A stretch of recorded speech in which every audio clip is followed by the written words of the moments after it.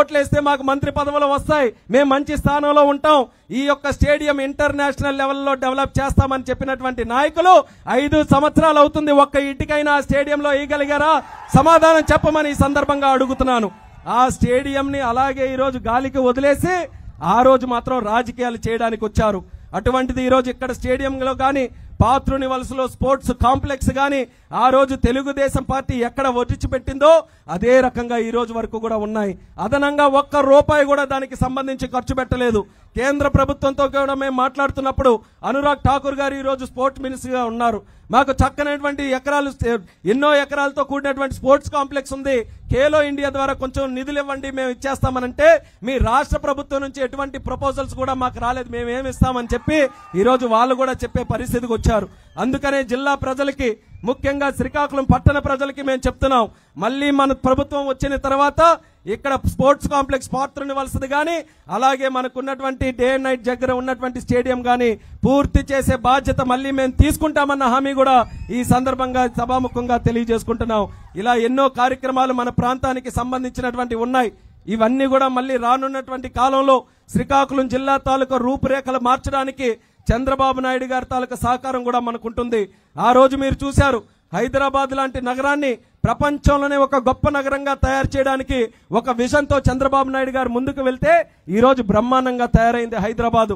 రేపు అందుకనే నేను చంద్రబాబు నాయుడు గారు వచ్చినప్పుడు కూడా రిక్వెస్ట్ చేస్తాను, ఆ రోజు హైదరాబాద్ మీద ఏ రకంగా దృష్టి పెట్టి ముందుకు నడిపించారో రేపు శ్రీకాకుళం జిల్లాకి ప్రత్యేక విజన్ పెట్టి ఇక్కడ కూడా అదే రకంగా జిల్లాని డెవలప్ చేయాలని మనం చంద్రబాబు నాయుడు గారిని కూడా రిక్వెస్ట్ చేద్దాం.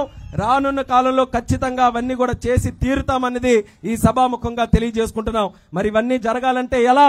చంద్రబాబు నాయుడు గారిని ముఖ్యమంత్రి చేయాలి. అది చేయాలనంటే మనం ఈ రోజు స్పీచ్లు మాట్లాడుకొని చప్పట్లు కొడితే అవ్వదు పని. మీ 2 నెలలు కూడా కష్టపడాలి. 2 నెలలు కూడా మన సైకిల్ తాలూకా స్పీడ్ పెంచాలి. సైకిల్ తాలూకా పవర్ ఏంటో, పసుపు రంగు పవర్ ఏంటో, పసుపు కండువా కప్పుకున్నటువంటి కార్యకర్త తాలూకా సత్తా ఏంటో ఈ 2 నెలల్లో మనం గ్రామాలు ఇంటింటికి కూడా తిరిగి మనం సమాధానం చెప్పాల్సినటువంటి అవసరం ఉంది. అలాగే ఈ రోజు కేవలం పసుపే కాదు, మనకి గ్లాసు సోదరులు కూడా మనకి ఈ రోజు కలిసికట్టుగా ముందుకు వస్తున్నారంటే జనసేనాని పవన్ కళ్యాణ్ గారు, ఆయన సైన్యం కూడా మనకి తోడు చేశారు. ఒక్క తెలుగుదేశం పార్టీని ఎదుర్కోవడానికే జగన్మోహన్ రెడ్డి ముప్పు తిప్పలు పడుతున్నాడు.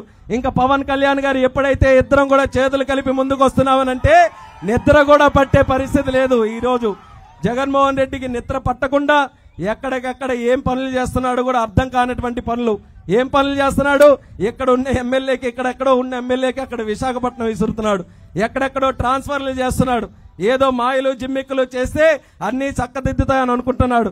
కానీ ఎన్ని బ్రహ్మ తపస్సు చేసినా, తలకిందుల తపస్సు చేసినా ప్రజలందరూ డిసైడ్ అయ్యారు ఏంటని, జగన్ పని అయిపోయింది, ఒక్క అవకాశం ఇచ్చాం, సరిపోయింది, మన చేతి నెత్తి మీద మనమే భస్మాసుర హస్తం పెట్టుకున్నాం, సర్వనాశనం అయిపోయాం, ఇంకొకసారి మరొకసారి ఆయన ఓటేసే ప్రసక్తి లేదని ప్రజలందరూ కూడా డిసైడ్ అయి ఉన్నారు.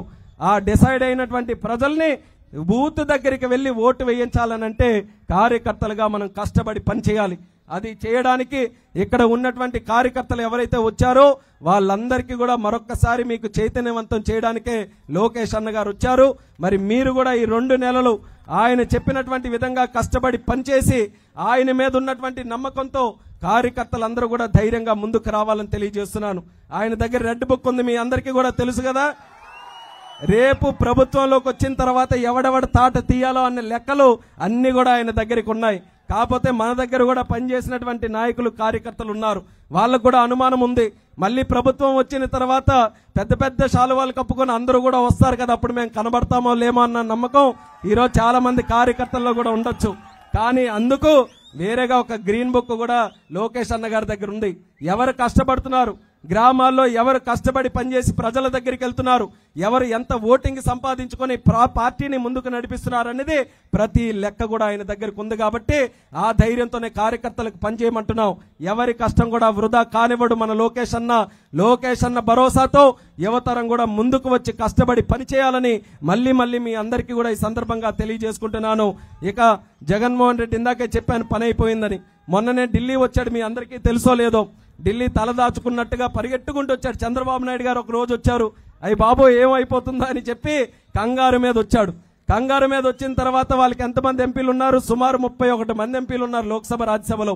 మీ నాయకుడు జగన్మోహన్ రెడ్డి వచ్చాడయ్యా, ఎవరికో కలవడానికి వెళ్తున్నాడు, వెళ్ళంటే వెనకెళ్తే మళ్ళీ మాకు ఉన్న ఓట్లు కూడా మాకు రావు, ఆయనతో మేము తిరగమని చెప్పి ఒక్క ఎంపీ కూడా వాళ్ళు వెనకెళ్లే పరిస్థితుల్లో లేరు.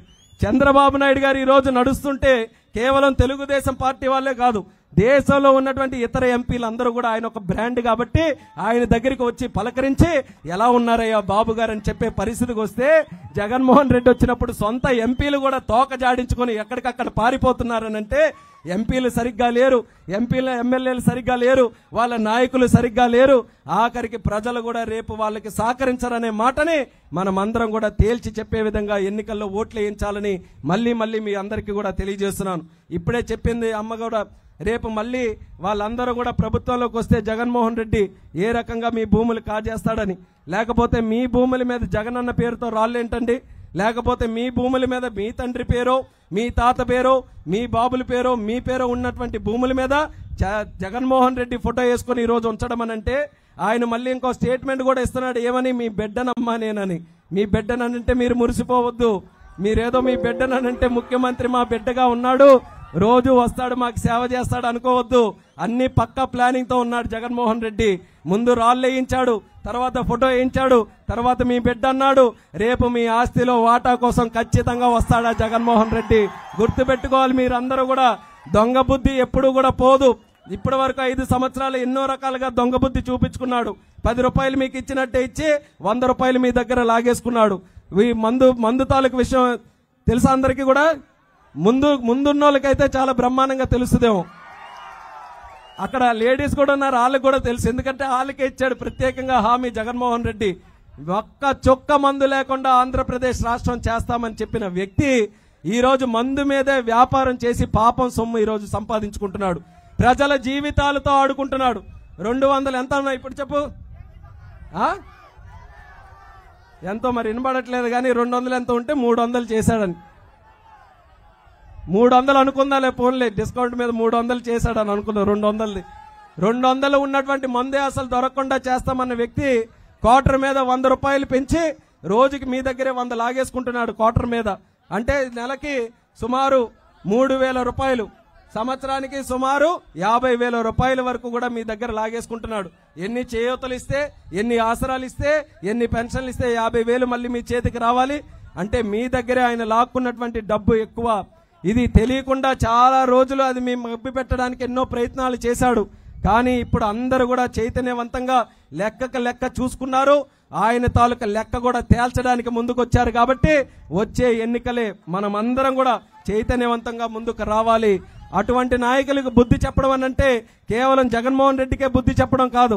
ఆంధ్ర వాళ్ళంటే అలుసుగా అయిపోయాం అందరికీ. పక్క రాష్ట్రాల్లో ఉన్న వాళ్ళు కూడా అందరూ నవ్వడమే మన మీద.